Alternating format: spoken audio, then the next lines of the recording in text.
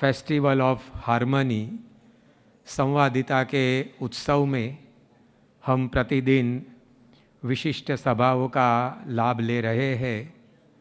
उसी श्रृंखला में आज हम सब डे ऑफ वैल्यूज़ अर्थात मूल्यों का दिन मना रहे हैं। इस दिन की विशिष्ट सभा का प्रारंभ हम भगवान के नाम स्मरण एवं कीर्तन गान से करेंगे।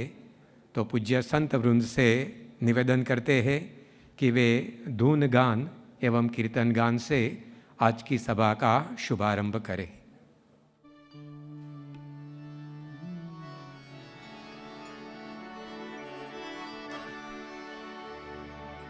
स्वामी नारायण नारायण नारायण, स्वामी नारायण नारायण नारायण, स्वामी नारायण नारायण नारायण, स्वामी नारायण नारायण नारायण, स्वामी नारायण स्वामी नारायण, स्वामी नारायण स्वामी नारायण, स्वामी नारायण स्वामी नारायण, स्वामी नारायण स्वामी नारायण, स्वामी नारायण नारायण नारायण, स्वामी नारायण नारायण नारायण, स्वामी नारायण नारायण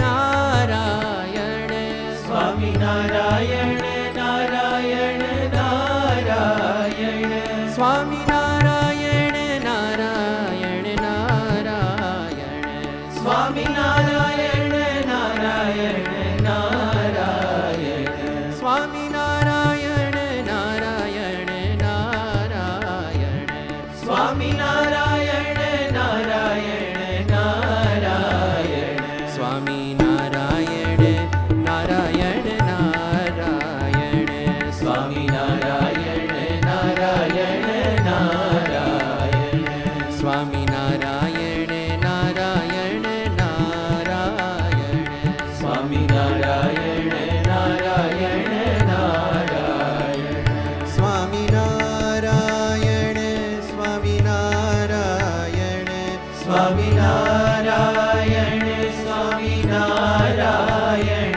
स्वामी नारायण स्वामी नारायण, स्वामी नारायण स्वामी नारायण, स्वामी नारायण नारायण नारायण, स्वामी नारायण नारायण नारायण, स्वामी नारायण नारायण नारायण, स्वामी नारायण नारायण नारायण, स्वामी नारायण नारायण नारायण, स्वामी नारायण नारायण नारायण, स्वामी नारायण नारायण नारायण, स्वामी नारायण नारायण नारायण, स्वामी नारायण नारायण नारायण, स्वामी नारायण नारायण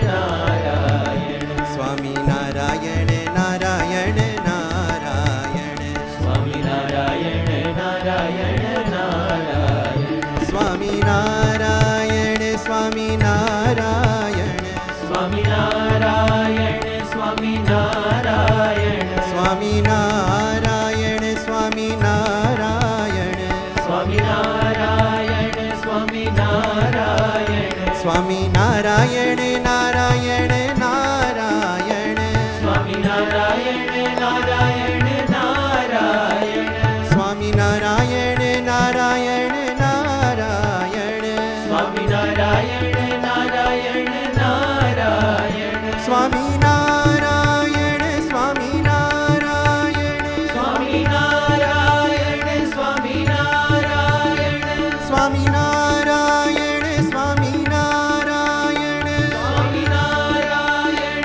स्वामी नारायण, स्वामी नारायण नारायण नारायण, स्वामी नारायण नारायण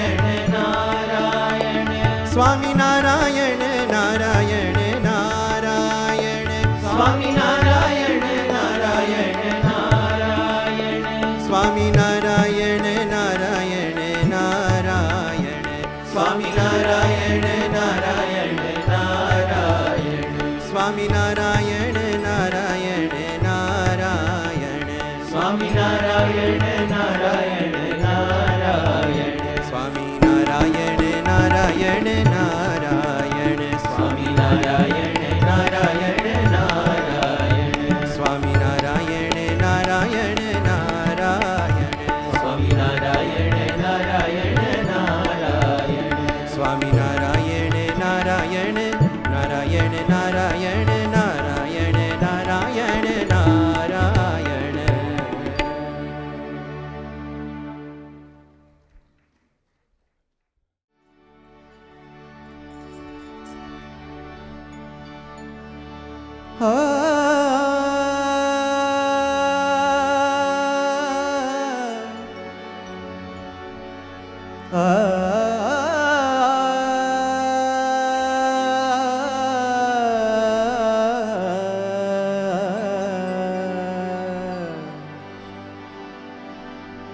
વૈષ્ણવજન તો તેને રે કહીએ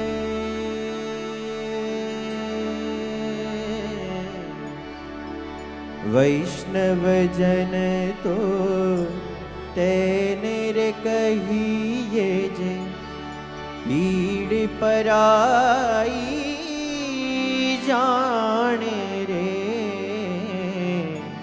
વૈષ્ણવજન તો તેને રે કહીએ જે પીડ પરાઈ જાણે રે પર દુખે ઉપકાર કરે તોય પર દુખે ઉપકાર કરે તોય મન અભિમાન આણે રે વૈષ્ણવજન તો તેને રે કહીએ વૈષ્ણવજન તો તેને રે કહીએ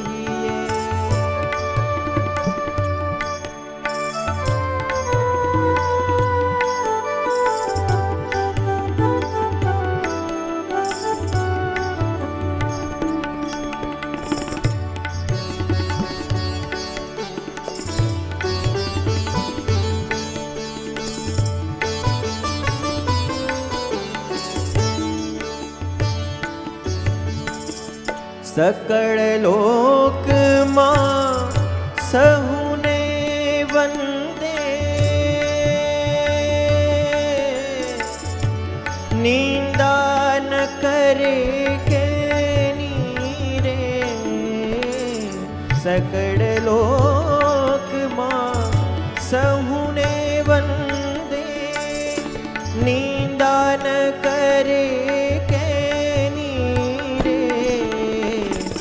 वाछ काछ मन निश्चल राखे वाछ काछ मन निश्चल राखे धन धन जननी तेनी रे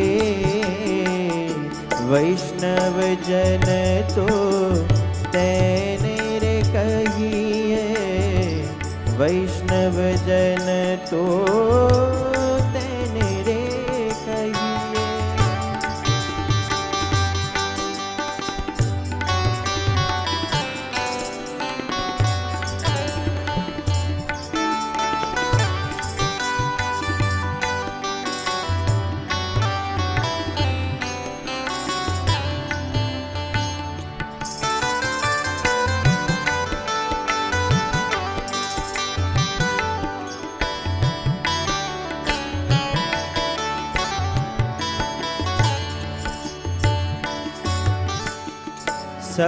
समदृष्टिने तृष्णा त्यागी पर स्त्री जने मातरे समदृष्टिने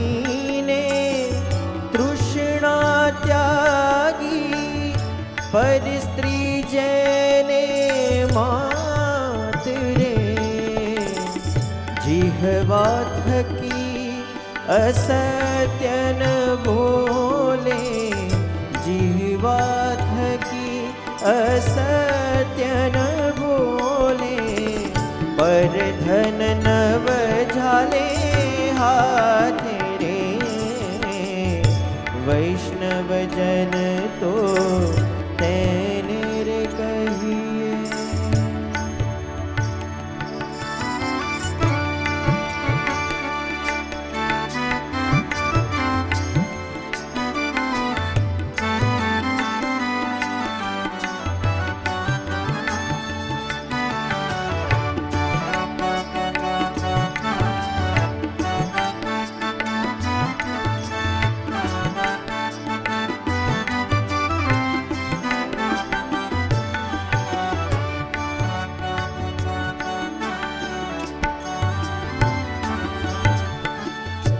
मोह माया व्यापे नहीं जेने दृढ़ वैराग्य जना मन मारे मोह माया व्यापे नहीं जेने दृढ़ वैराग्य जना मन मारे राम नाम शू ताड़ी रे लागी राम नाम श्री राम नाम श्री राम नाम श्री राम नाम राम नाम श्री राम नाम श्री राम नाम श्री राम नाम शू ताड़ी रे लागी सकड़ तीरथ तना मन मारे वैष्णव जन तो तेने रे कहिए जे वैष्णव जन तो तेने रे कहिए।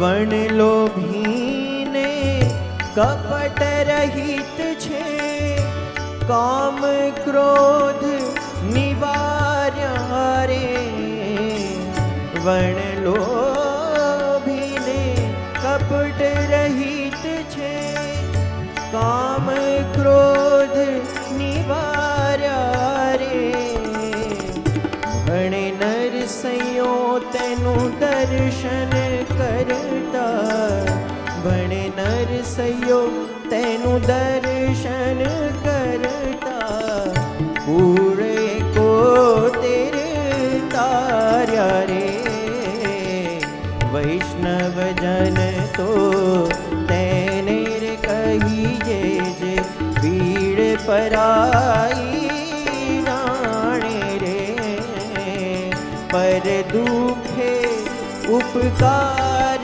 करे तोए पर दुखे उपकार करे तोए मन अभिमान न आणे रे वैष्णव जन तो तेने रे कहिए वैष्णव जन तो तेने रे कहिए वैष्णव जन तो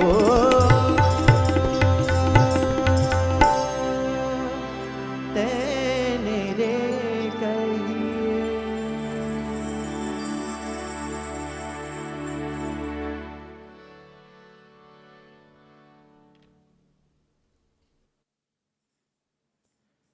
व्यक्ति और विश्व को संवारने वाले मूल्य कैसे होने चाहिए उसका वर्णन करता हुआ सुंदर भक्ति पद आज के विशेष समारोह में हमने सुना।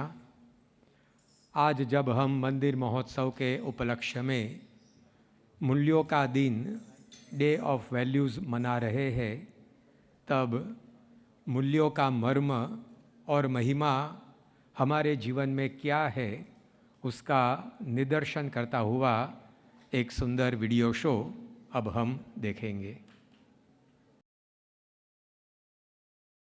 We may belong to different countries, speak different languages, walk different destinies, but we are all united by the values that make us human. His Holiness Pramukh Swami Maharaj often said, "Values protected, protect." This is not just ancient spiritual wisdom, it is our contemporary practical need. How often do we hear, "We need more ethics in education, value-based healthcare, trade founded on truth"? Everything divides, only values unite us. And this is what the BAPS Hindu Mandir is founded upon. 8 timeless values. We know truth, but being truthful is not so easy. We feel faith, but sustaining faith is a challenge. We want love, but can we give love? We serve, mostly ourselves, rarely others. We pursue purity and seek knowledge.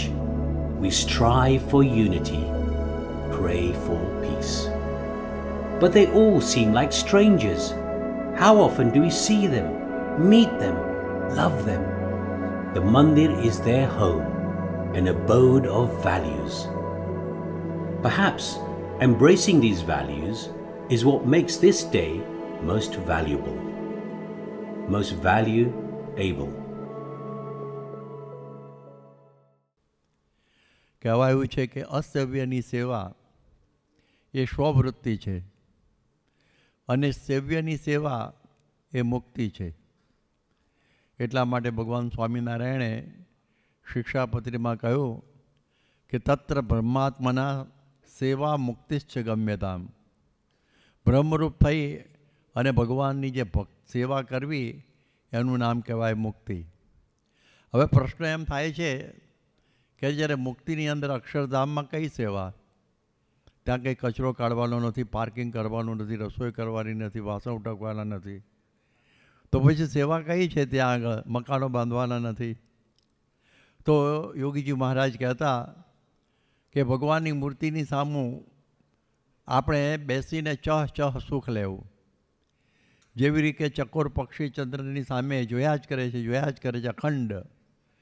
એ અખંડ સુખ જે છે મૂર્તિમાંથી લેવાનું, બસ આ સેવા. આનું નામ કેવું? સેવવું કહેવાય. હવે આવી જે સેવા છે એના માટે 3/7/1990 અંદર પ્રમુખ સ્વામી મહારાજે ન્યુયોર્કની અંદર એક વાત કરેલી કે સેવામાં 3 વસ્તુઓ જોઈએ. એક તો મહિમા, બીજી સમજણ અને ત્રીજું સાંખ્ય જ્ઞાન. આ 3 સેવામાં જોઈએ. મહિમા એટલે કોની સેવા મને મળી છે એવો મહિમા. એક વખત યોગીજી મહારાજ મુંબઈમાં 1961માં હતા અને કરમાઈકલ રોડ ઉપર એમનો નિવાસ હતો અને એ સમયમાં એમને શારીરિક તકલીફ હતી અને એ વખતે ડૉક્ટર રુસ્તમ જાલ વકીલ, જે રાષ્ટ્રપતિના જે ડૉક્ટર વકીલ તો અટક છે એમની, અને એ સ્વામીને તપાસવા આવ્યા. તપાસી રહ્યા પછી હવે એમની ફીનું પૂછવાનું હતું. તો જે ડૉક્ટર સ્વામી જરા ગભરાતા એમને પૂછ્યું કે આપને અમારે શું આપવાનું? એટલે એકદમ પેલા બોલે, ક્યાં શું ફી કરો છો? એટલે કંઈ બોલવામાં ભૂલ થઈ ગઈ શું આપણે? કારણ કે આવું તો ક્યાં થોડું બજારમાં શાક લેવા ગયા અને ભાવ પૂછીએ એના જેવું. હા તો ડૉક્ટર મોટા હોય, પહેલાં એના સેક્રેટરી દ્વારા બધો ફીન બધું હોય. એટલે પછી એમણે કહ્યું કે આ યોગીજી મહારાજ જેવા આવા સાધુતાની મૂર્તિ, એવા જે મહાત્મા સંત, એનો સેવાનો મને લાભ મળ્યો, મારે તમને શું આપવાનું એક બોલો. ડૉક્ટર સાહેબ નાશ થઈ, પણ કહેવાનો અર્થ એ છે કે કોની સેવા મળી છે એ મહિમા. ભગવાન સ્વામિનારાયણના સમયમાં જે બધા પરમહંસોએ ખૂબ જ મંદિરોની અંદર સેવાઓ કરેલી અને એ મહારાજના મંદિરોની અંદર બધા જ સહયોગી થયેલા અને પથ્થર ઉપાડવા માંડીથી બધી સેવા. શ્રીજી મહારાજ પોતે પણ માથા ઉપર પથ્થર લેતા અને મંદિરની સેવામાં જોડાયેલા હતા. હવે આ જે મહારાજે 6 મંદિરો કર્યા, ત્યાર પછી ઉપાસનાની શુદ્ધિ માટે શાસ્ત્રીજી મહારાજે મંદિરો આદરેલા અને એમાં એ વખતે સારંગપુરનું મંદિર થતું હતું. અને એ વખતે ગુણાતીતાનંદ સ્વામીના શિષ્ય બાલમુકુદાસ સ્વામી ત્યાં સારંગપુર આવેલા અને ત્યાં નાહવા જતા હશે ઉતાવળી નીતિ તરફ નારાયણ કુંડે, અને એમણે બધા સંતોને જોયા સેવા કરતા અને કહ્યું કે જુઓ, તમારા બહુ મોટા ભાગ્ય કે તમને આવી મોટી સેવા ભગવાન સ્વામિનારાયણની મળેલી છે. કારણ કે મધ્ય શિખરની અંદર ભગવાન સ્વામિનારાયણ એમના ભક્તે સહિત અહીં બિરાજશે, માટે બહુ મોટા ભાગ્ય માની અને આ તમે સેવા કરજો, એવી વાત એમણે કરેલી. આપણે જોઈએ કે સેવાની અંદર મહિમા ન હોય તો સેવાની કોઈ મજા ના આવે. આપણે કચરો વાળતા હોઈએ મંદિરમાં અને કોઈ કહે કે શું કરો છો, કે આ તો આપણા સંતોએ વળગાડ્યું છે એટલે કરીએ છીએ મારા ભાઈ, તો પછી આપણી ભાષામાં એને વેઠ કહેવાય, સેવા ન કહેવાય. મહિમા સહિત સેવા કે મારા બહુ મોટા ભાગ્ય કે મને આ સેવાનો લાભ પ્રાપ્ત થયો. એક વખતે બ્રહ્મા કંઈ રિસાયો હશે અને ભગવાને કહ્યું ભાઈ હવે આ કરો ને સેવા, તમે આ બ્રહ્માંડને બધી ચલાવવાની કે નહીં. એટલે ભગવાન કહ્યું ભલે. અને પછી તો બધી લાંબી વાત છે, પણ ભગવાને એને એમ સમજતો હતો કે હું એક જ બ્રહ્માંડમાં બ્રહ્મા એક જ છું અને એક બ્રહ્માંડ એક જ છે. ત્યાં તો ભગવાને એને અનંત ચતુર્મુખ બ્રહ્મા બધા બતાવ્યા અને કહ્યું તમે ન કરો સેવા તો આ બધા સેવા માટે એકદમ તૈયાર જ છે. એટલે પહેલાંનો વિમાન ઓગળી ગયો સેવામાં લાગી ગયો. એવી રીતે આ સેવાનો મહિમા છે. એક વખતે સારંગપુરનું મંદિર થવાનું હતું અને એ વખતે શાસ્ત્રી મહારાજ બધો એનો ખરડો કરતા હતા અને એ વખતે લીંબડીના એટલે મૂળ મોજીદળના છગનભાઈ ગગાભાઈ, અમે એમના દર્શન કરેલા છેલ્લી ઉંમરમાં એમની, અને એમને શાસ્ત્રી મહારાજે કહ્યું કે છગન તું 35 રૂપિયા લખાવ, સામેથી કહ્યું. હવે એ વખતે તમે જુઓ કે બીજા બધાએ તો રૂપિયા 2 રૂપિયા 5 રૂપિયા, કોઈ ગાડું, કોઈ બળદ, એવી સેવા, કોઈ મજૂરી કરવા આવીશું ત્યાં સેવામાં, એવું બધું કહેલું. અને આના 35 રૂપિયા તો સૌથી વધુ હતા, કારણ કે આપણને ફેરી કરતા. હવે એમને બધા આંખમાં આંસુ આવી ગયા. સ્વામી અત્યારે સારંગપુરનું મંદિર જુઓ તો બહુ ભવ્ય મંદિર છે. હવે એ ભવ્ય મંદિર આ 35 રૂપિયામાં કેવી રીતે થશે? તો શાસ્ત્રીજી મહારાજે આ વાર્તા નથી, બનેલો પ્રસંગ છગનભાઈના મેં દર્શન કરેલા છે. અને શાસ્ત્રીજી મહારાજે એમને ભર બપોરે આખું સોનાનું મંદિર બતાવ્યું સારંગપુરમાં, હીરા જડિત સોનાનું મંદિર. અને છગનભાઈ તો રાજી થઈ ગયા કે સ્વામી આના અમને બરાબર સ્થિર કરી દો, એટલે આપણે કંઈ ખરડો કરવો પડે નહીં. ત્યારે શાસ્ત્રી મહારાજ બોલેલા કે હું ધારું તો પૃથ્વીના પેટાળમાંથી આવા મંદિરો ઊભા કરું, પરંતુ મારે તમારા બધાની સેવા લેવી છે. તો જુઓ આ આવી સેવાનો લાભ આપણને પ્રાપ્ત થાય છે. એટલે આવો મહિમા આ સમજીને આપણે આ સેવા કરવાની કે આપણને બહુ જ મોટો લાભ પ્રાપ્ત થયેલો છે. એટલે આ પ્રમાણે આપણે આ સેવા કરીએ મહિમાથી. અને તમે જુઓ કે નાની કે મોટી કોઈ પણ સેવા એ આપણને અક્ષરધામ સુધી પહોંચાડે છે. એટલે ભગવાન શ્રી કૃષ્ણનો પ્રસંગ આપણે જાણીએ છીએ કે રાજસૂય યજ્ઞ થયો ત્યારે એઠા પતરાળા ઉપાડવાની સેવા કૃષ્ણ ભગવાને ઉપાડેલી. આ પણ સમજવા જેવું છે કે નીચી ટેલ મળે તો માને ભાગ્ય જો, એમ સમજીને આપણે ભાગ્યથી માનીને આવી સેવા કરવી, તો એમણે આવી સેવા ઉપાડેલી. ભગવાન સ્વામિનારાયણ જ્યારે વન વિચરણ કરીને લોજની અંદર પધાર્યા ત્યારે રામાનંદ સ્વામીના આશ્રમમાં ત્યાં કચરો વાળવાની, છાણ વાસીદો કરવાની, છાણ લાવવાની, છાણા થાપવાની, એ બધી સેવા કરતા. અરે સાધુઓની લંગોટીઓ પણ ધોઈ નાખતા. ગામમાં જઈને આ પ્રમાણે કાવડ લઈ અને જોડી અને પેલું આ પ્રમાણે અનાજ પણ માગતા. એ બધી સેવા એ નીલકંઠ વર્ણી એટલે સરજુદાસ પછી તો મુક્તાનંદ સ્વામીએ નામ આપેલું, એ બધી સેવાઓ કરતા હતા. એટલે જેના નિરમાની ભગવાન એના જનને જોઈએ કેમ માન. એટલે આપણા ભગવાન નિર્માની તો આપણી પરંપરા આખી નિર્માની છે ભાઈ. સેવાથી. હાથમાં ઝાડુ આવે એટલે સમજવું કે આપણે નિર્માનીપણે સેવા કરવી. હવે તમે જુઓ કે ગુણાતીતાનંદ સ્વામી એ પણ માંદાઓની સેવા કરતા. માંદાઓની સેવા બહુ કંટાળાજનક હોય, કારણ કે પેશાબ કરી જાય, જાજરૂજ કરી જાય એની પથારીમાં, અને એ બધું સાફસૂફ કરવાનું અને જમાડવાનું, આ કરવાનું, ત્રાસ થઈ જાય. ત્યારે એવી સેવા એ કરતા. એ વખતે બધા જોડા ગારાવાળા થઈ ગયેલા, એનું પોટલું લઈને 1.5 મણનું એ માથે ઉપાડીને ચાલેલા. આવી સેવા કરતા. ગુણાતીતાનંદ સ્વામીની ઉંમર થયેલી ત્યારે છેલ્લે મંદિરનો ચોક પણ વાળતા.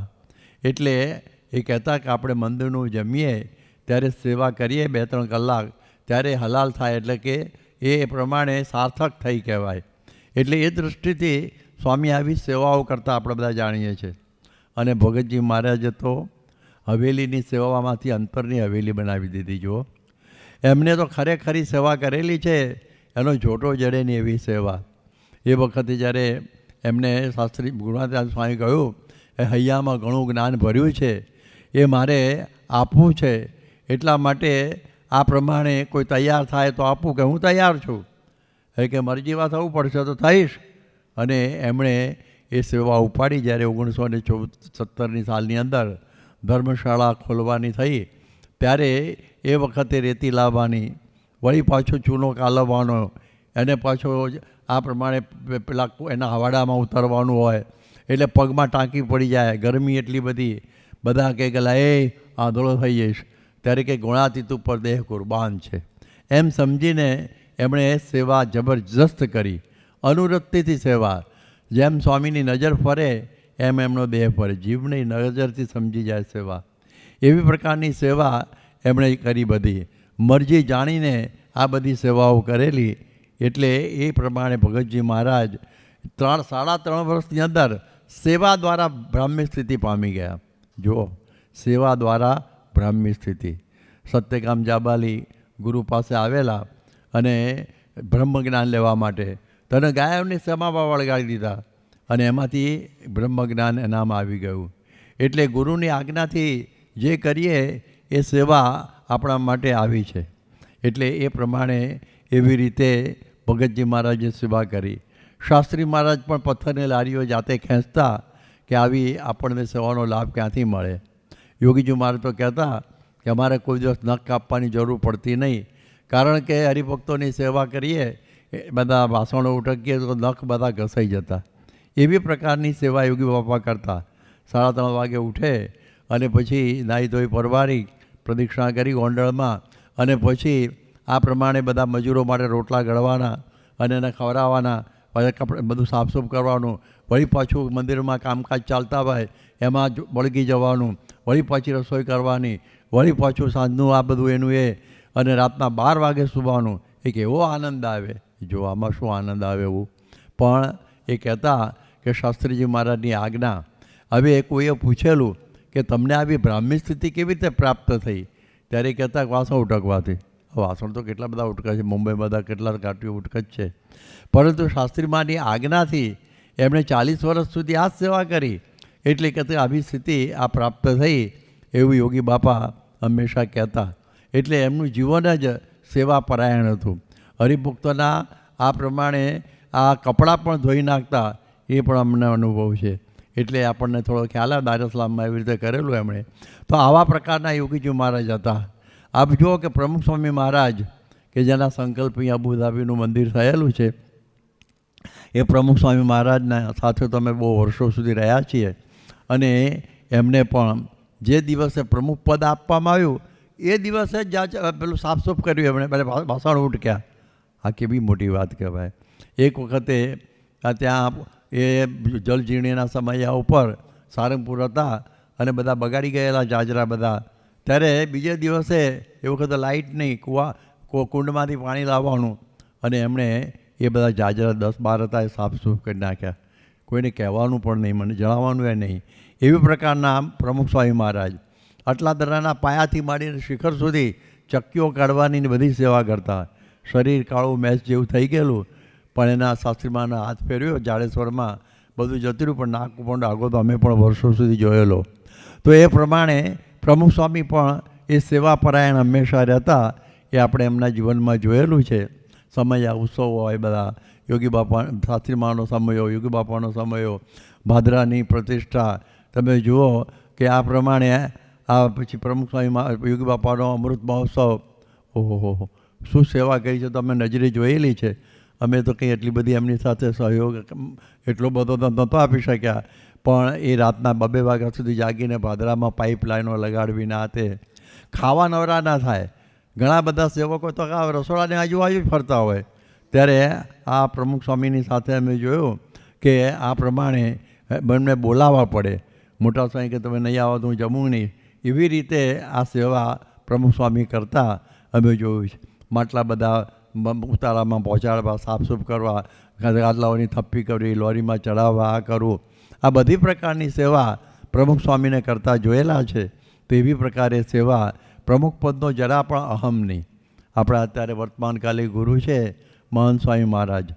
આપણે બધા એમને જોઈએ છે, અત્યારે એમની 90 વર્ષ ઉપરાંત થઈ ગઈ છે. અત્યારે તો ઘણા બધા શરીરમાં કષ્ટો ને બધું છે, બરાબર છે. પરંતુ પહેલાં અમે એમની સાથે યોગી બાપા સાથે ફરતા, અત્યારે એ વખતે વાસણ અમે સાથે ઉટકતા.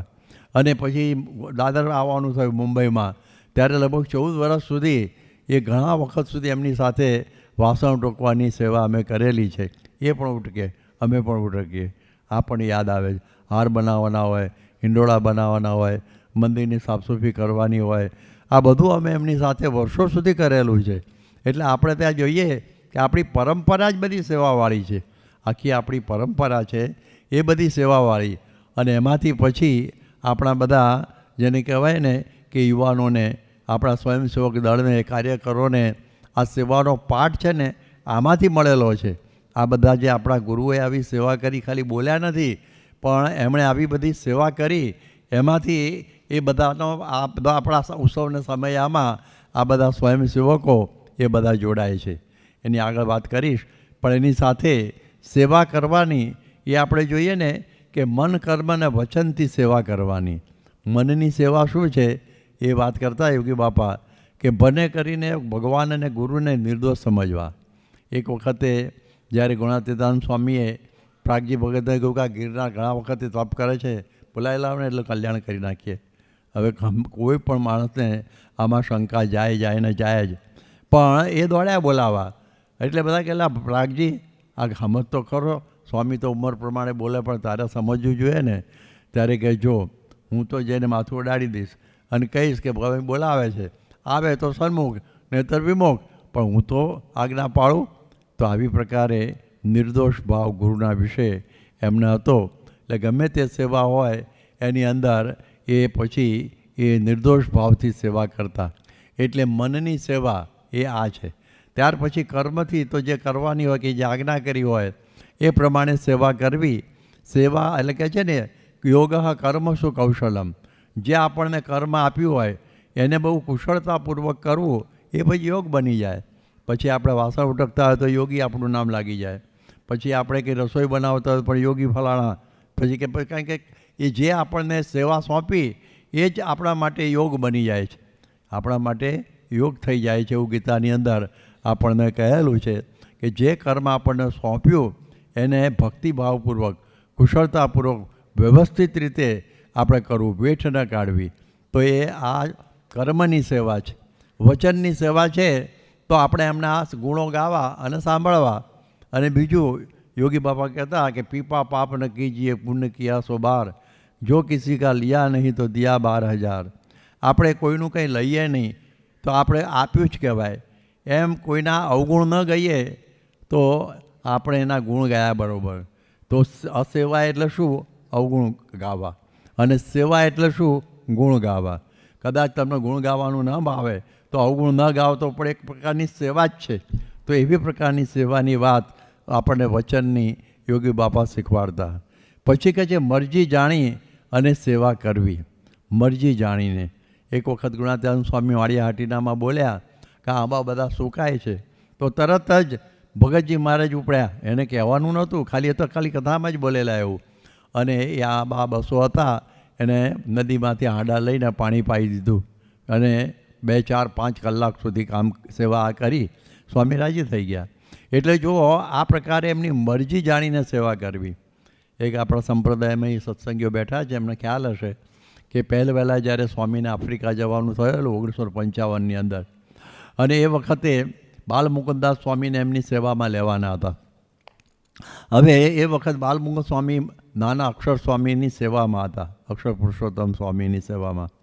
અને પછી જ્યારે એમનો પાસપોર્ટ થઈ ગયેલો, ટિકિટ થઈ ગઈ, પછી જવાનું થયું, એટલે પછી યોગી બાપા અક્ષર સ્વામીને કહે કે હવે બાલમુકુંદ સ્વામીની જગ્યાએ અમે બીજો મૂકીએ છીએ સેવા, અમે એમને અમારી સાથે લઈ જઈએ છીએ. ત્યારે કંઈ બોલ્યા નહીં, પણ આંખમાંથી આંસુ ટપકી ગયા. હવે એમને થયું કે સ્વામી આવો પછી બોલ્યા કે આવો સેવક નહીં મળે.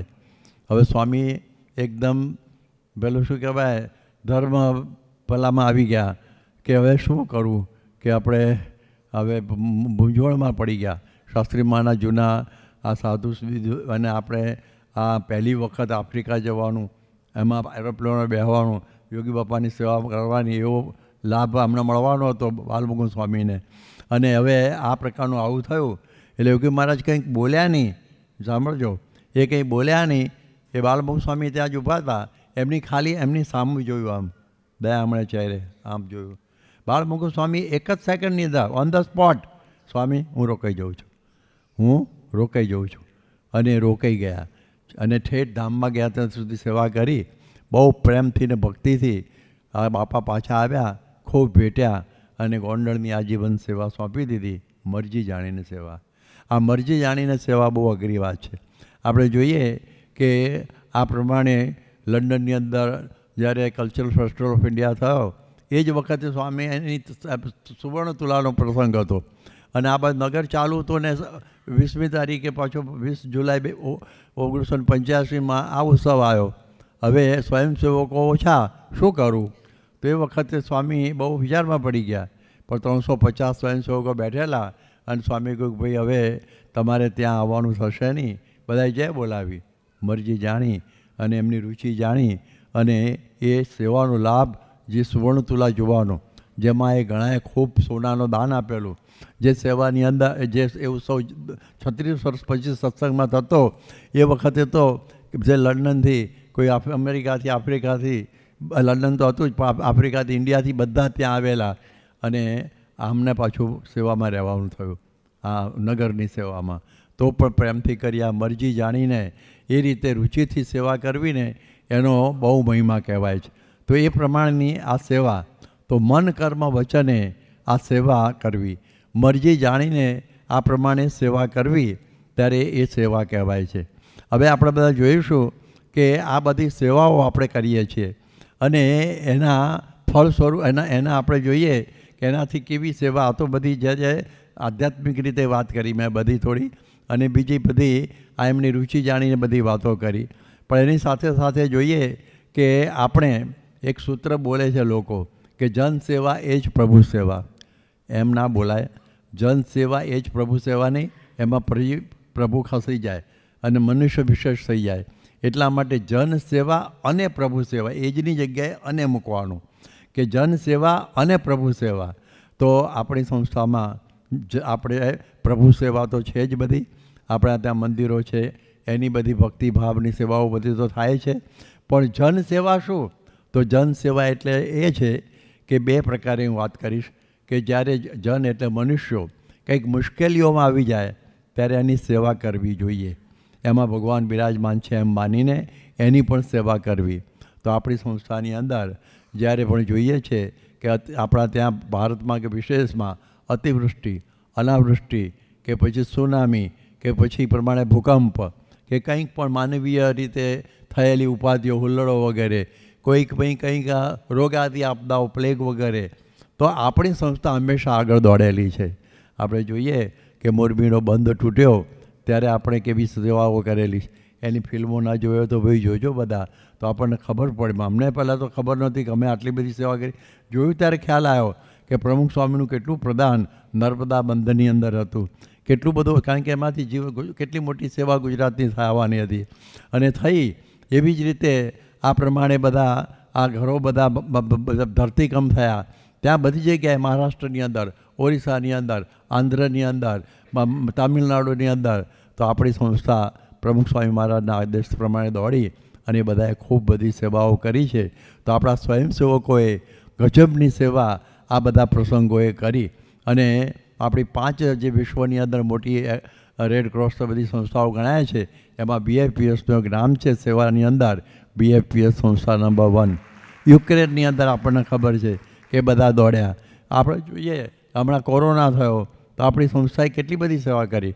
અત્યારે બધો મારો સમય નથી એટલો બધો આંકડા આપવાનો, પરંતુ એટલો બધો આપણે સેવા કરી, કેટલાક લાખો લોકોને આપણે જીવતદાન આપેલું છે.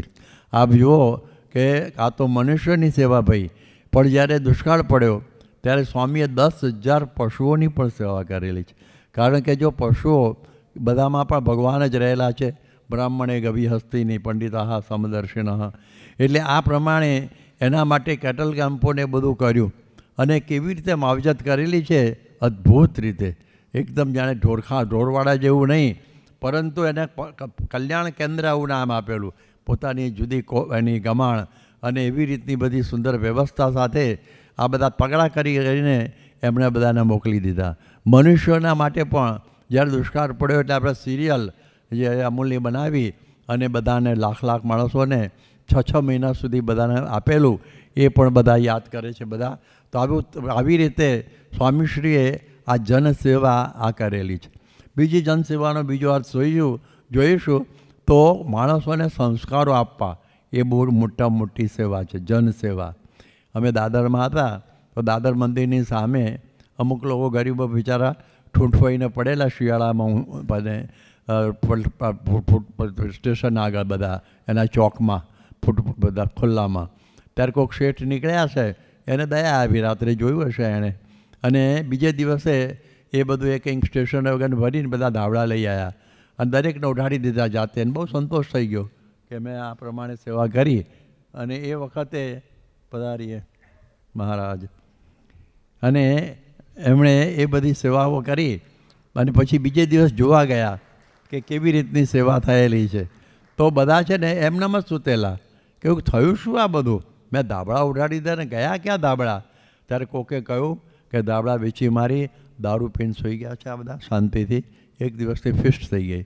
ધાબળા આપવાની સેવાની ના નથી પાડતા, પરંતુ એ ધાબળા સાચવી રાખે એવી પ્રકારે આપણે એમને આ રીતે આ સેવા કરવી જોઈએ. એટલે કે સમાજમાં સંતો ફરીને કેવી જનસેવા કરતા, તો દારૂ ન પીવો, માંસ ન ખાવું, ચોરી ન કરવી, વ્યભિચાર ન કરવો, આચાર વિચાર બરોબર પાડવા, આ મૂલ્યો આ કહે છે ને ડે ઓફ વેલ્યુઝ, એ આ વેલ્યુ કે આપણા જીવનમાં આવી બધી પવિત્રતા જે આપવી, ટુ ઇમ્બાઇબ મોરાલિટી, એટલે એની અંદર આ નૈતિક આ જે મૂલ્યોનું પ્રસ્થાપન કરવાની સેવા. આ જરા યાદ રાખજો, નૈતિક મૂલ્યોનું પ્રસ્થાપન કરવું એ મોટામાં મોટી સેવા છે. એટલે એ સેવા આ પ્રમાણે આપણા પરમહંસો ગામડે ઝૂંપડે ખેતરે વિચરણ કરીને એમણે બધાએ કરી છે. યાદ રાખજો, એ બહુ અઘરું છે. અને મહારાજે તો ભગવાન સ્વામિનારાયણે કહેલું કે 5 જણને તમે આવી સેવા ન કરો, એનું જીવન વ્યસન મુક્ત દૂષણ મુક્ત ન કરો, ત્યાં સુધી તમારે અન્ન જળ લેવું નહીં. આ મિશનરી ઝીલ કહે છે ને લોકો, જે બધા ખ્રિસ્તી લોકો, એ શ્રીજી મહારાજે એમના સમયમાં તો લગાડી દીધેલી કે આ પ્રમાણે આ કેટલા લોકોને આ વિચરણ કરીને આ જીવનમાં પવિત્રતા લાવી દીધેલી. એટલે એ દૃષ્ટિથી આ મૂલ્યોથી દેશ મહાન બને છે. આપણે જોઈએ છીએ કે વિશ્વની 21 સંસ્કૃતિઓ છે. 21 સંસ્કૃતિઓ, એમાંથી 19 જો નાશ પામી હોય ને તો આ બધા વ્યસન દૂષણોની અંદર નાશ પામેલી છે ભાઈ. તો આ મૂલ્યોનું પ્રસ્થાપન કરવું, નૈતિક મૂલ્યોનું પ્રસ્થાપન કરવું, એ કામ સરકારનું કે કાયદાનું નથી, પરંતુ પ્રમુખ સ્વામી, મહંત સ્વામી અને મારી સામે બધા આજે આવીને બેઠા છે ને, એવા બધા સંતોનું કામ છે. અને એ કાર્ય એ જો કરે તો એ પ્રમાણે બરાબર છે. જો અમે એ કામ ન કરીએ તો અમે ઉણા ઉતર્યા કહેવાઈએ. શિક્ષક એક મારું ટ્યુશન રાખો તો જ હું પાસ કરું તો ઉણો ઉતર્યો કહેવાય. એવી રીતે આ કાર્ય, તો આ કાર્ય આજે પ્રમુખ સ્વામી મહારાજ, મહંત સ્વામી મહારાજે પણ દેશ વિદેશમાં જઈને બધે કરેલું છે. તો આવી એક સેવા છે. અહીંયા આગળ થોડી વાત કરી લઉં, આપણા ઘરના જ બધા મહેમાનો છે, એટલે આપણે જોઈએ કે આ સેવાઓનો દોર કેવો ચાલ્યો. તો આપણા જે ઉત્સવ સમયા થયા એમાં પણ આપણા સંતોએ કેવી અને હરિભક્તોએ સેવા કરેલી છે. આપણને ખબર છે કે હમણાં જે પ્રમુખ સ્વામી મહારાજ શતાબ્દી મહોત્સવ થયો, 80,000 સેવકો, આ બંને એના સાક્ષીઓ છે, 80,000 સેવકો આવેલા અને એ લોકોએ જે સેવા કરી છે, કેટલા મહિમાથી સેવા કરી છે, સમજણથી સેવા કરેલી છે કે કોઈએ એમને અપમાન કર્યું હોય, પાર્કિંગમાં કોઈ ગુસ્સે થઈને જરા પેલું ખોટું પાર્કિંગ કરતો હોય ને કહ્યું હોય લાફો મારી દીધો હોય તો એ બધાએ સહન કરી લીધેલું છે. એ લોકોએ પોતાના ઘેર પુત્ર જન્મ્યો હોય કે માતા કંઈ બીમાર થયા હોય તો પણ એ ગયા નથી. એવી પ્રકારની સાંખ્ય જ્ઞાનથી પણ સેવા કરેલી છે, મહિમાથી, સમજણથી અને સાંખ્ય જ્ઞાનથી. હું કહું છું ને એવી પ્રકારની સેવાઓ આ બધાએ કરેલી છે. આપણે જોઈએ કે સેવાથી મેવા મળે, એની પણ 2-5 મિનિટ વાત કરી લઉં કે સેવાથી કેવા મેવા મળે છે. બાઉદ્દીન ખાન એણે ગુણાતીતાનંદ સ્વામીને ઠંડી લાગી ગયેલી, એ વખતે તો એક કઠિયારો હતો, તો એણે પોતાની લાકડાને ભારી એમને આપીને તપાડ્યા અને એનું દારિદ્ર્ય મટી ગયું અને જૂનાગઢના નવાબ શું કહેવાય વઝીર બની ગયા. આજે એના નામે કોલેજ પણ ઊભેલી છે, બાઉદ્દીન ખાન કોલેજ. તો આ સેવાના મેવાની વાત આપણે સમજીએ છીએ. આ તો લૌકિક પ્રાપ્તિ થઈ આપણને સેવાથી, પણ અલૌકિક પ્રાપ્તિની વાત આપણે સમજીએ તો ભગવાન સ્વામિનારાયણે કહ્યું કે આપણે જ્યારે સેવા કરીએ ત્યારે મલિન વિકારો આપણા નાશ પામે. ગઢડા મધ્ય 25મું વચનામૃત, ઉકા ખાચર જેવી સેવાનું વ્યસન પડ્યું હોય તો આપણા અંતરની મલિન વાસના જતી રહે. પ્રથમને 8મા વચનામૃતમાં કહ્યું કે ઇન્દ્રિયોની ક્રિયાને જો ભગવાન અને સંતની સેવામાં રાખે તો અંતઃકરણની અંદર જે અનંતકાળના પાપ વળગ્યા છે તે નાશ થઈ જાય છે, આવો ભાવ થઈ જાય. મધ્યના 63માં કહ્યું કે જીવને બળ પામવા માટે આ સેવા. તો આ પ્રકારે સેવાથી આવો આધ્યાત્મિક લાભ થાય છે. જેમ ગુણાતીતાનંદ સ્વામીના વખતમાં જેમ ઉપેન્દ્રાનંદ સ્વામીએ ગાર કરીએ એક પેલી મંદિર ઉપર, તો એમાંથી એનો કામ બળી ગયો, કેટલો મોટો ફાયદો થઈ જાય. એટલે સેવાનો આવો મહિમા છે ભાઈ. અનંત પ્રકારે આ વાસના ન ટળે, આ સેવા કરવાથી ટળી જાય છે. સેવા ધર્મો પરમ ગહનો યોગીના મપ્ય ગમ્ય એવો આ સેવા ધર્મ છે. અને નિસ્વાર્થ ભાવે સેવા કરીએ, અંતરમાં આનંદ આવે. એલ્ટ્રુઇઝમ કહે છે એને, કે નિસ્વાર્થ ભાવની સેવાથી આપણા અંતરમાં સેવા આવે, આનંદ આવે. કોઈ કહે કે મહંત સ્વામી, પ્રમુખ સ્વામી અખંડ આનંદમાં કેમ રહે છે? તો એમણે આખી જિંદગી આ સેવામાં જ કાઢી છે. આપણા જીવનમાં નૈતિક મૂલ્યોનું પ્રસ્થાપન કરવામાં જ કાઢી છે. તો આજનો દિવસ છે ડે ઓફ વેલ્યુઝ. તો આ સેવારૂપી આ સેવા, આ આપણે કહે છે ને મૂલ્ય, અહીંયા આપણા જીવનમાં ઉતારનાર આપણી ભારતીય વૈદિક પરંપરાથી માંડી અને મહંત સ્વામી સુધીની સર્વ પરંપરાને ખૂબ સાષ્ટાંગ પ્રણામ સહ. जय स्वामीनारायण. हमारे धर्म में यदि कुछ बड़ा है, श्रेष्ठ है, तो ये जीवन मूल्य हैं, जिसकी चर्चा आज हम करने जा रहे हैं. हमारा जीवन जिन मूल्यों पर आधारित हैं,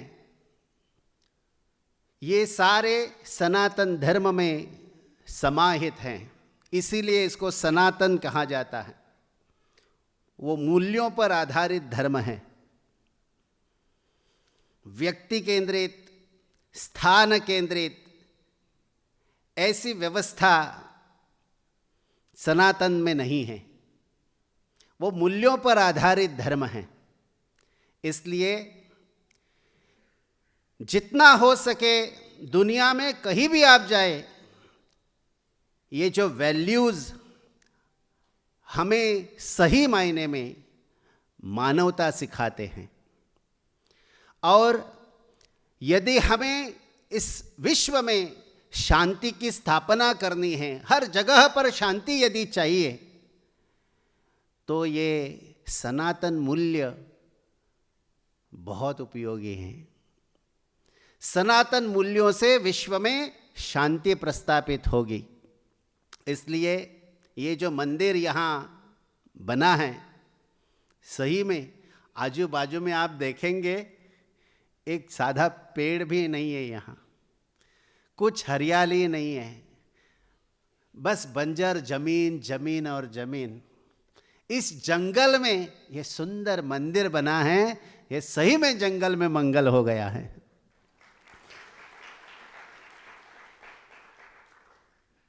बहुत यानी ये जो मंदिर यहाँ बन गया है, ये मंदिर ऐसे ही वैल्यूज से, जीवन मूल्यों से ये सारा मंदिर यहाँ निर्माण किया गया है। जो साधु, जो महंत स्वामी जी, हम उनको जब देखते हैं, थोड़े से प्रकृति अस्वास्थ्य हैं, लेकिन फिर भी आज उनके पास हम दर्शन के लिए गए तो उनके चेहरे पर तेज देखा, हमारी थकान चली गई, इतना तेज उनके चेहरे पर था। एक क्षण भर भी नहीं लगा कि उनकी प्रकृति अस्वस्थ है। और हमें भी यही मन में विचार आया कि ये महापुरुष इतना सुंदर मंदिर उन्होंने जो बनाया, उस मंदिर बनाते समय उनके दिमाग में कहीं भी ये लगा नहीं कि ये बस स्वामीनारायण का संप्रदाय का मंदिर है। उनके दिमाग में ये थॉट था, ये विचार था। महंत स्वामी जी ने ये मंदिर के सारे परिसर में देखिए आप, उन्होंने ऐसी व्यवस्था करी है कि ये जो भी यहाँ आएगा उसको लगेगा कि ये मेरा मंदिर है। ये है जीवन मूल्य। हमें वैल्यूज जो मालूम होने चाहिए, ये है। वो वैल्यूज हमारे संतों के पास मिलते हैं। आप यदि कहीं भी ढूंढने जाएंगे ये वैल्यूज और कहीं नहीं मिलेंगे। यदि आपको जीवंत रूप में यदि ये वैल्यूज देखने हैं, उनका दर्शन करना है, सीखना है, तो साधु के पास जाइए, महंत स्वामी जी के पास जाइए। आपको हमारे जीवन को जितने भी मूल्य चाहिए उनके दर्शन से आपको मिलेंगे। आप समझ सकते हैं कि मंदिर जब बन रहा है, ये तो सारा पत्थर ही पत्थर हैं, लेकिन इन पत्थरों में जो कारागिरी आपको दिख रही है, उसमें सारे वैल्यूज उन्होंने भरे हुए हैं। आप यदि ढंग से देखेंगे तो आपको पता चलेगा कि इस मंदिर के निर्माण में है तो पत्थर, लेकिन इस पत्थर में भी जो बनाने वाले हैं उन्होंने अपने प्राण उसमें तैयार करते समय समर्पित करे हैं। वो दिखते हैं कि ये मंदिर जब बन रहा है, ये मंदिर की जब निर्माण हो रहा है, तो ये मंदिर का निर्माण नहीं, मानवता का निर्माण हो रहा है। इस मंदिर को आप अंदर जाते ही आपको पता चलेगा। ये जो सारा परिसर हम जब घूम रहे थे, सही में स्वर्गतुल्य जैसा माहौल हमने देखा। और कहीं भी आपको निगेटिवनेस यहाँ नहीं महसूस होगा। सब जगह पर सकारात्मक, पॉजिटिव, भक्ति, ज्ञान, वैराग्य, यही आपको दर्शन जो है वो मंदिर में आते ही आपको दिखाई देगा। क्योंकि यहाँ जो स्थापक रहे हैं हमारे शास्त्री जी महाराज, प्रमुख स्वामी जी महाराज, उनके विचार मैं बहुत उससे प्रभावित भी हूँ।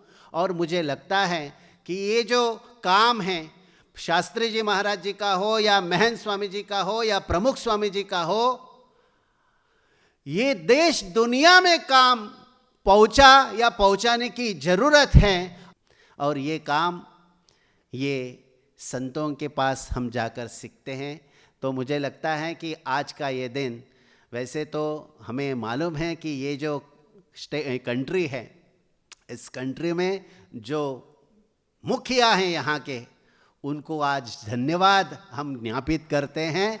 इसलिए क्योंकि ये मानवता का संदेश यहाँ से फैलने का एक उत्तम जरिया उन्होंने हमें बनाने के लिए तैयार करके दिया है। ये मानवता का संदेश यहाँ से दुनिया भर जाएगा। ये सेंटर है, ये बस इकोनॉमी बढ़ाने या पैसों या फंड्स के लिए सेंटर नहीं, अभी ये मानवता का भी संदेश बढ़ाने का सेंटर यहाँ अबू धाबी में या यूएई में बन गया है। मुझे लगता है कि बहुत बार ऐसा लगता है कि पैसा ही सर्वश्रेष्ठ है, पैसों का ही बड़ा नाम होता है।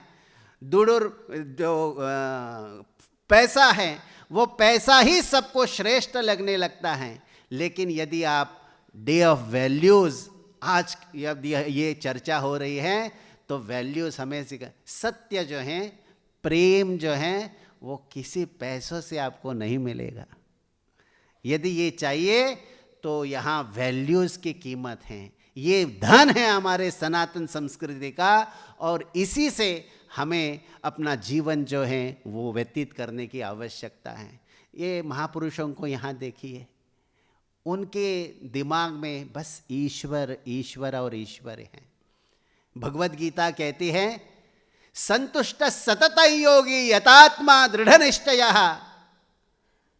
संतुष्ट जो हैं, उनके आंखों को आप देखिए, उनकी उपस्थिति में आप देखिए। जब हम महंत स्वामी जी का दर्शन करने गए, उनकी संतुष्टता ही हमें बहुत प्रेरित करती गई। संतुष्ट सतत योगी, एक योगी के रूप में वो संतुष्ट मुझे दिखे। इतना बड़ा मंदिर होने के बावजूद भी रत्ती भर ईगो इनके दिमाग में मुझे नहीं दिखा।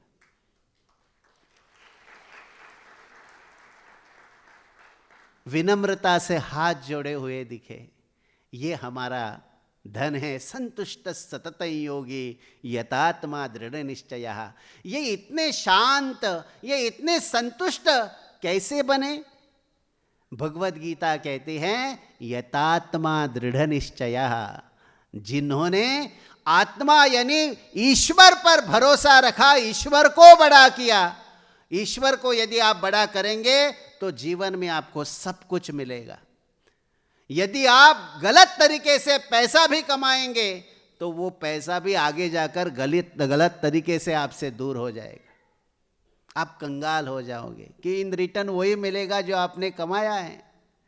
तो इसलिए यदि शालीनता से वैल्यूज दिमाग में रख के अपने संसार में यदि आप जिए, या अपने बच्चों को आपने यदि ये वैल्यूज दे दिए, तो सच्चे में आपको आनंद मिलेगा, प्रेम मिलेगा, शांति मिलेगी, और जो आपको जीवन में चाहिए वो सब कुछ मिलेगा।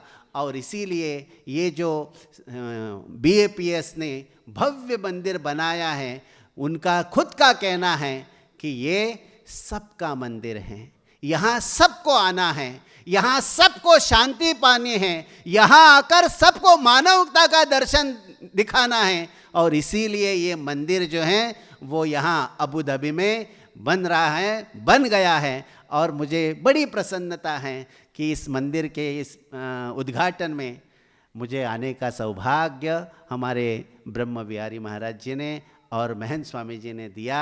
मुझे और भी प्रसन्नता थी कि जब USA में न्यू जर्सी में मंदिर बना, उसकी प्राण प्रतिष्ठा में भी सहभागी होने का सौभाग्य मुझे मिला था। और ये दूसरा मंदिर जो है वो इसी कालखंड में उद्घाटन करते समय बड़ी प्रसन्नता है।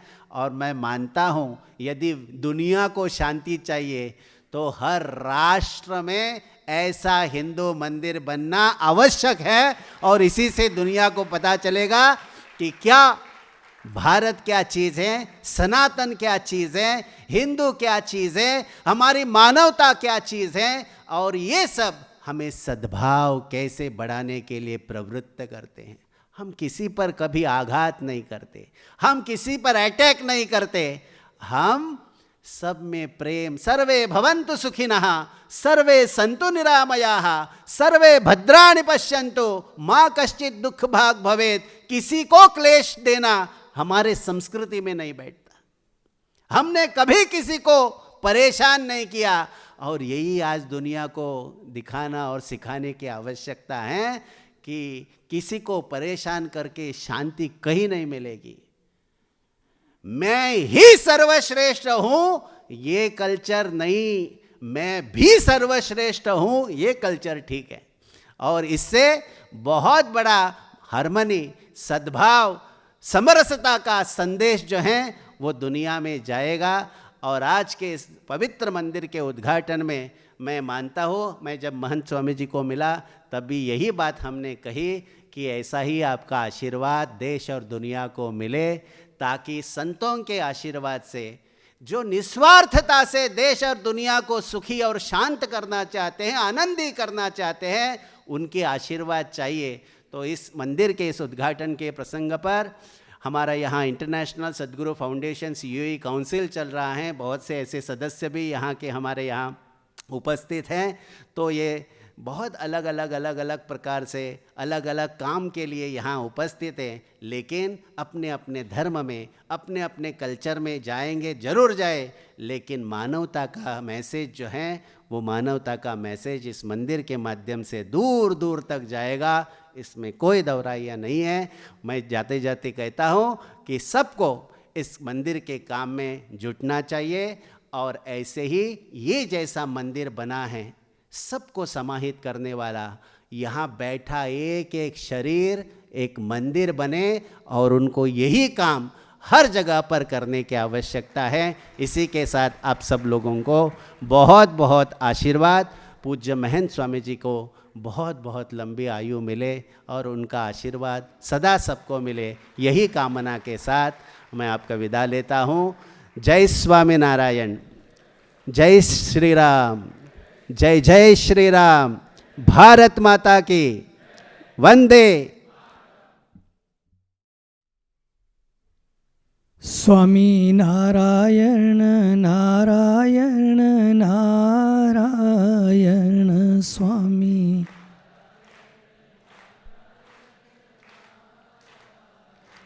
स्वामी नारायण नारायण नारायण स्वामी नारायण। स्वामी नारायण नारायण नारायण स्वामी नारायण। स्वामी नारायण नारायण नारायण स्वामी नारायण। स्वामी नारायण नारायण नारायण स्वामी नारायण नारायण। स्वामी नारायण नारायण नारायण स्वामी नारायण। स्वामी नारायण नारायण नारायण स्वामी नारायण।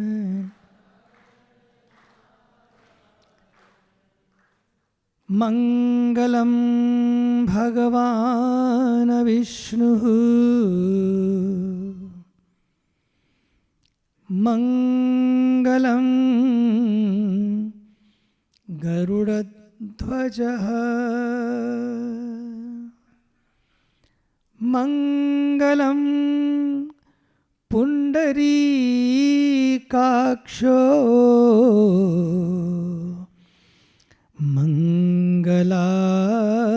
मंगलायतनो हरिः।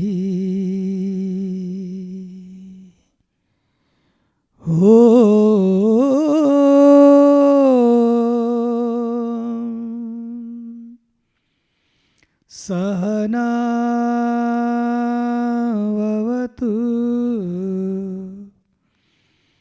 सहनौ भुनक्तु।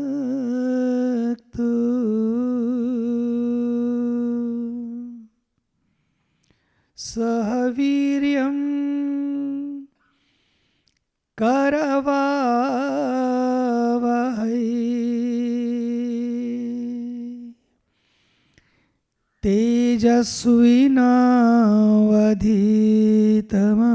तेजस्विनावधीतमस्तु मा विद्विषावहै।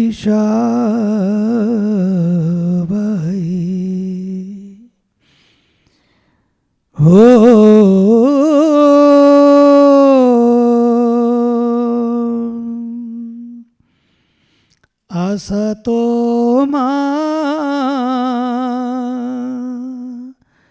सद्गमय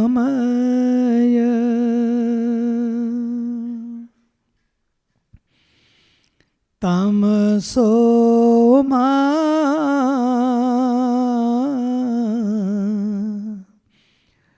ज्योतिर्गमय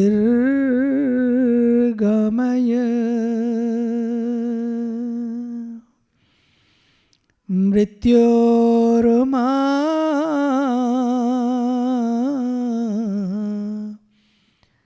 अमृतं गमय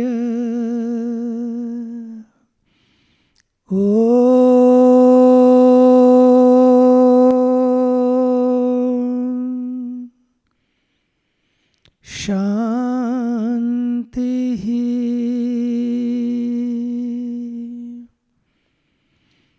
शान्तिः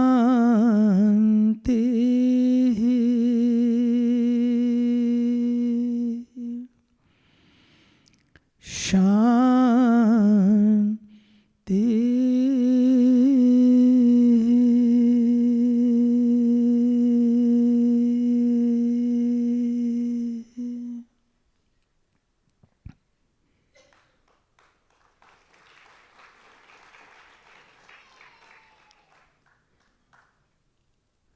भारत देश की एक ऐसी दिव्य आत्मा जिसने पूरे विश्व को आप्लावित किया है, प्रभावित किया है, ऐसे सुनामधन्य पवित्र दिव्य आत्मा पूज्यपाद ब्रह्मलीन प्रमुख स्वामी जी महाराज। और મને તો એવું લાગે છે ક્યારે ક્યારે લોકો પૂછે, આજે હું જ્યારે અહીંયા આવ્યા તો પણ મને લાગ્યું જ્યારે મંદિરમાં લઈને ગયા સંતો મને દર્શન કરતા આપણે મને લાગ્યું જ નથી કે મહારાજ નથી અહીંયા. અને ગુરુ ઇઝ નેવર ગોન એનીવે, ગુરુ ઇઝ ઓલવેઝ ઓન. મને તો એવું જ લાગે છે. તો પણ પૂજ્ય પ્રમુખ સ્વામીજીના સૂક્ષ્મ સ્વરૂપને વંદન કરીને હમણાં જ આપણે પૂજ્ય મહંત સ્વામીજીના દર્શન કર્યા. આ ચમત્કાર છે ને આ ધરતી ઉપર. And I let me tell you today that તેલની ધરતી ઉપર તાલમેલ કરવું એટલું ઇઝી નથી. અહીંયા તો પૈસાની વાત થાય. એ તેલની ધરતી ઉપર તાલમેલ થયું.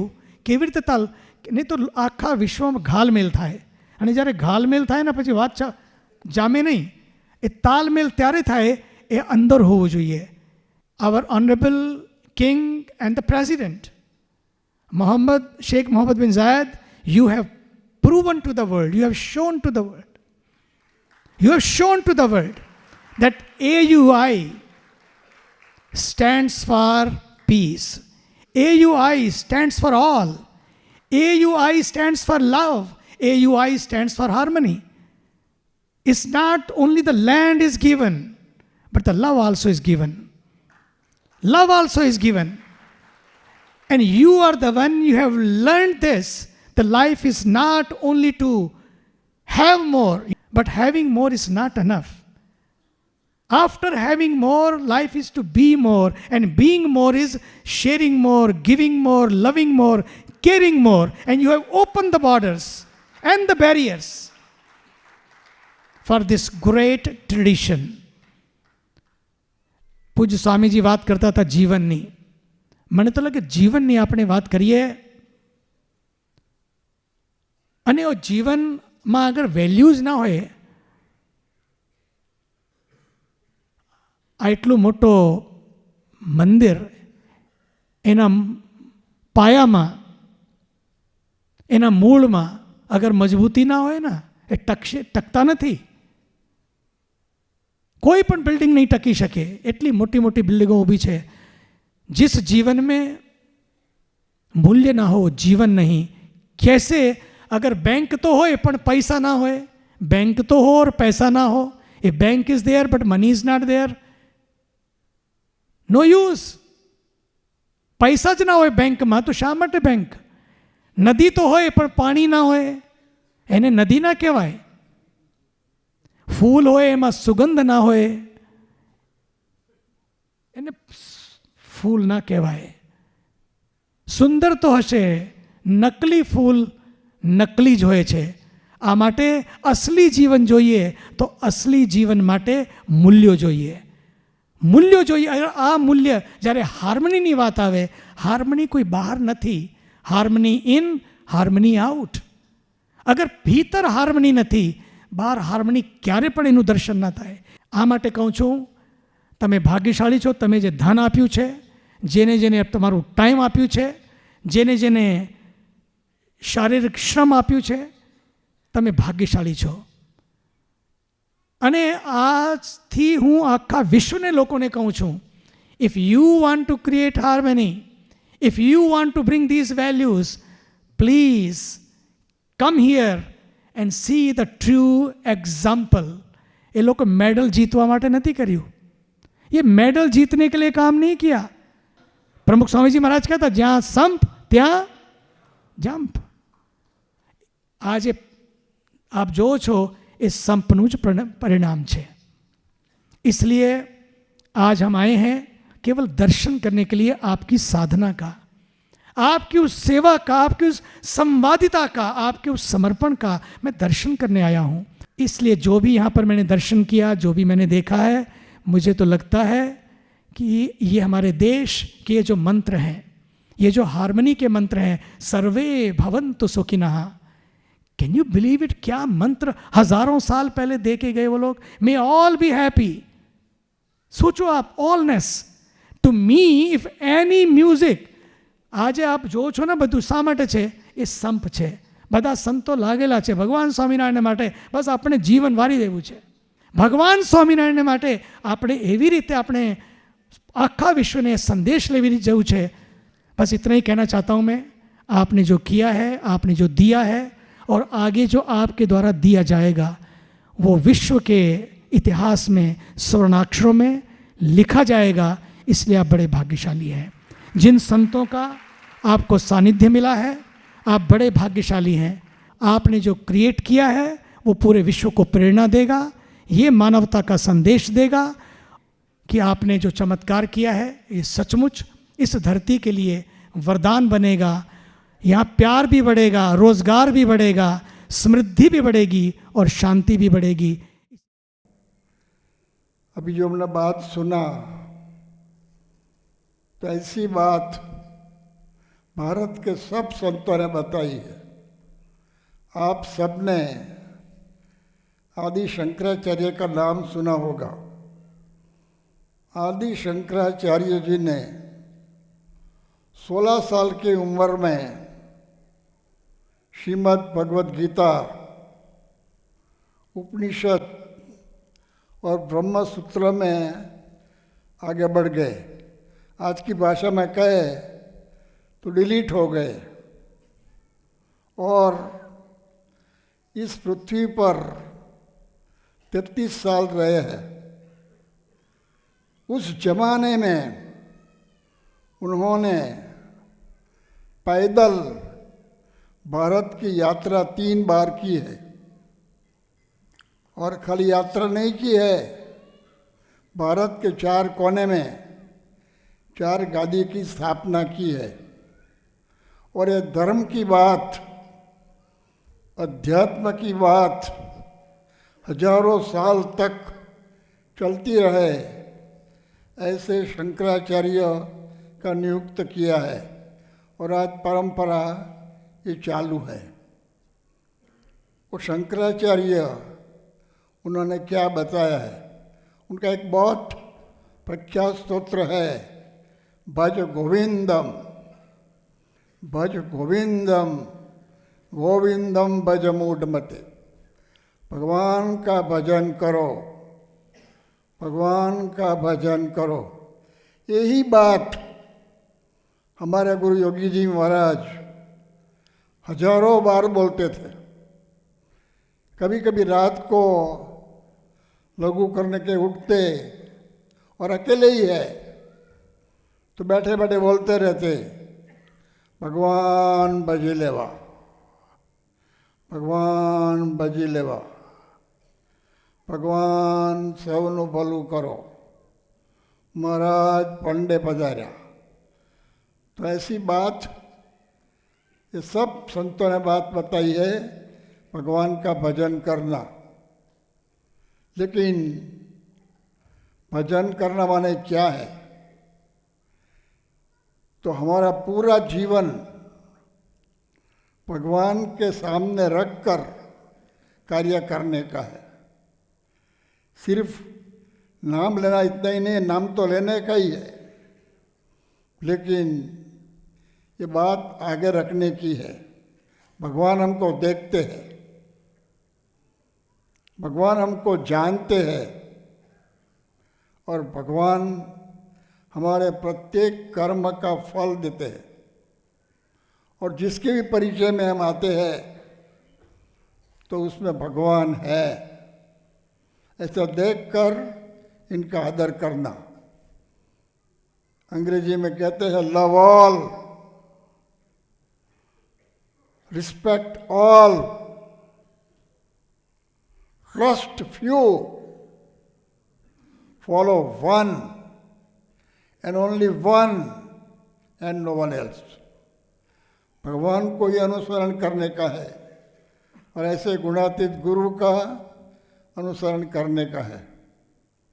कि शंकराचार्य जी ने एक और भी बात बताई है, शरीरम स्वरूपम सदा रोग मुक्तम यशश्चारुचित्रम धनम मेरुतुल्यम गुरोरंग्री पद्मे मनश्चेद न लग्नम ततः किम ततः किम ततः किम ततः किम।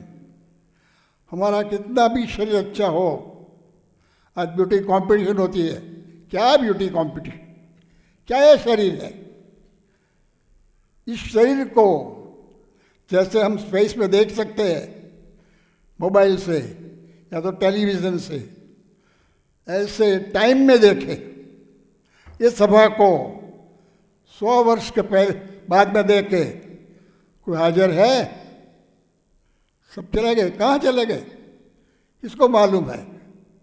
तो देखने की ज़रूरत है, इसे घबराने की भी ज़रूरत नहीं है, लेकिन जानने की ज़रूरत है। ये बात सबने बताई है, ये बात समझ में आएंगे तो हम बुरा काम करने से हमको रोक सकेंगे। भगवान हमको देखते हैं। ये बात यदि सिखाई जाए तो मैं तो भारत की बात करता हूँ कि आजकल विद्यार्थी लोग परीक्षा में चोरी करके पास होते हैं, इसको रोकने के लिए कैमरा रखना पड़ता है। क्या कैमरा की ज़रूरत? कोई कैमरा की ज़रूरत नहीं है, एक ही कैमरा है भगवान का। ये बात समझ में आ जाए तो कितना बदल जाएगा जीवन। तो ये भगवान की बात योगी जी महाराज इस तरह से वो बताते हैं।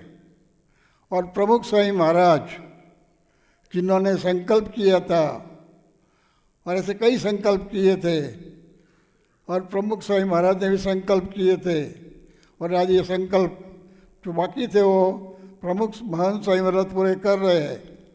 ऐसा मंदिर यहाँ बनाना, चंद्रलोक में जाना, वो तो कठिन बात है, लेकिन ऐसा मंदिर यहाँ देश में बनाना इससे भी कठिन बात है।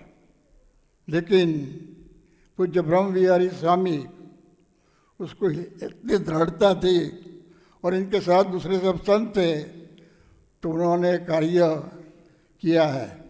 लेकिन यहाँ संतोष मानने की ज़रूरत नहीं है, आगे बढ़ने का है। तो आगे क्या बढ़ने का है?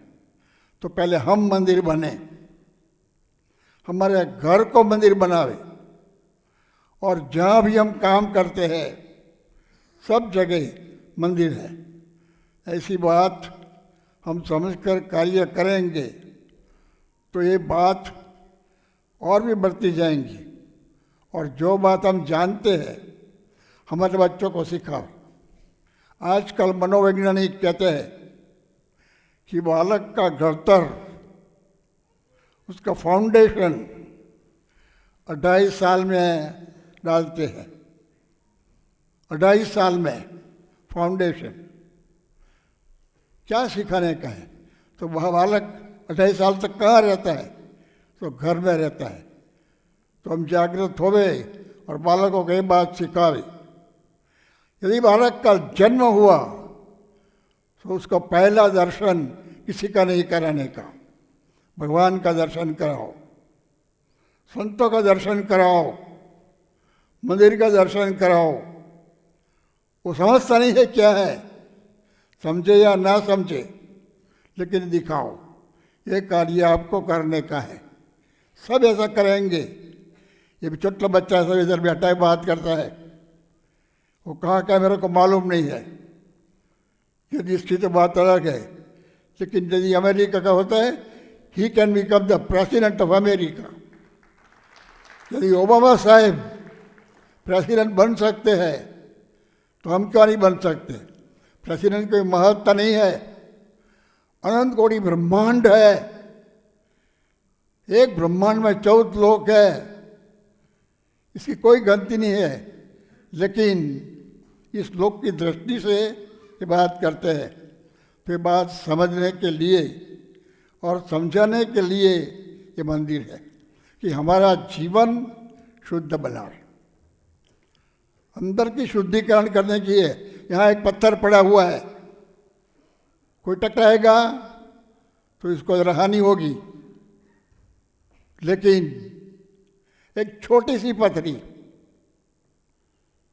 अपनी किडनी में है, कितनी तक किसी को दिखाई नहीं पड़ता है, लेकिन कितनी तकलीफ होगी। लेकिन इससे भी छोटी वाली एक ट्यूमर ब्रेन में है, बेहोश कर देगा। तो इससे भी आगे की बात, आजकल जितनी भी समस्याएं हैं, इसका कारण अंदर की अशुद्धि है। काम, लोभ, स्वाद, स्नेह, मान, क्रोध, ईर्ष्या, ये सब पथरियाँ हैं। ये ट्यूमर से इसको निकालने का है। ये बात हम समझ सके और हमारा कार्य आगे बढ़ाए। जहाँ भी कार्य करते हो, बी वर्ल्ड बेस्ट। भारत को दुनिया में श्रेष्ठ था और आज थोड़ा पीछे आ गया था, अभी आगे बढ़ रहा है और भी आगे बढ़ाओ। भारत जैसा कोई देश नहीं है। हमारे ऋषि मुनियों ने, हम गुरुत्वाकर्षण के नियम की बात करते हैं, लॉ ऑफ ग्रेविटेशन, न्यूटन की बात, लेकिन ये बात हमारे ऋषि मुनियों ने हजारों साल पहले बताई है। ऐसे कई बात हमारे ऋषि मुनियों ने लिखी हुई है। हमें सूर्य की बात करते हैं, 9 करोड़ माइल दूर है, लेकिन ये सूर्य को टैबलेट की जेम अंदर गुजर ले, ऐसे कई सूर्य है। ये बात हमारे ऋषि मुनियों ने बताई है। तो ये भगवान की बात, अध्यात्म की बात हम अच्छी तरह से समझे और इस तरह भगवान को आगे रखे और इसको आगे करने के लिए bring unity, united, there is nothing we can not do, divided there is nothing we can do. हमारे परिवार से हम शुरुआत करें, आगे बढ़ जाएंगे। 2 ही आदमी, गुणायतन स्वामी ने बोला है कि 2 ही आदमी है कि सामने लाख आदमी आ जाए, लेकिन 2 यूनाइट है तो आगे बढ़ जाएंगे, उसको भी पीछे रख देंगे। तो हमारे जीवन में ऐसी यूनिटी लाने के लिए ये भगवान की बात है। ये मंदिर का महोत्सव का ये फल लेके हम जाए, हम इस दिशा में कार्य करें, ऐसा सबको बल प्राप्त होवे, ऐसी भगवान श्री स्वामीनारायण और संतों के चरणों में प्रार्थना।